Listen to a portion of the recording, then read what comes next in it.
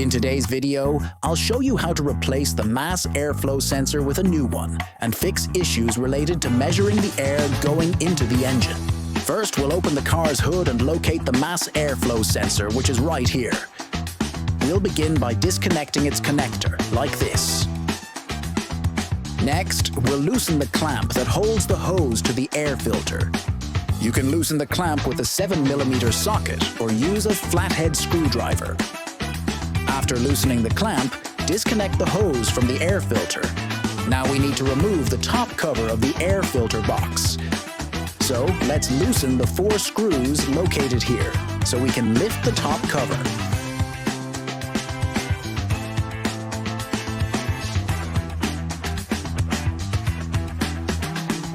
After loosening the screws, don't forget to unclip the cable from the mass airflow sensor connector, which is held by this plastic clip right here. Once that's done, we can remove the top cover of the air filter box. Now we'll use a Torx screwdriver, size T20, to remove the 2 screws that hold the mass airflow sensor to the top cover. After removing the screws, we can take the mass airflow sensor out of the cover, just like this. Now, let's get our new mass airflow sensor ready.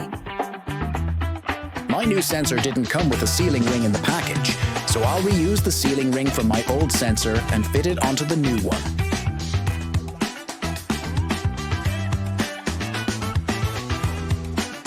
Now that the sealing ring is in place on the new mass airflow sensor, I can mount the sensor back into the top cover of the air filter box. I will screw the 2 screws back in to secure the mass airflow sensor in place. Now we can place the top cover of the air filter box back onto the air box.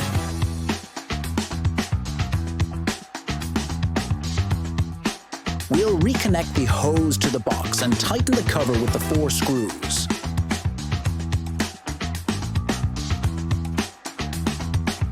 But make sure not to forget to tighten the clamp that holds the hose tightly to the box. I almost forgot that myself.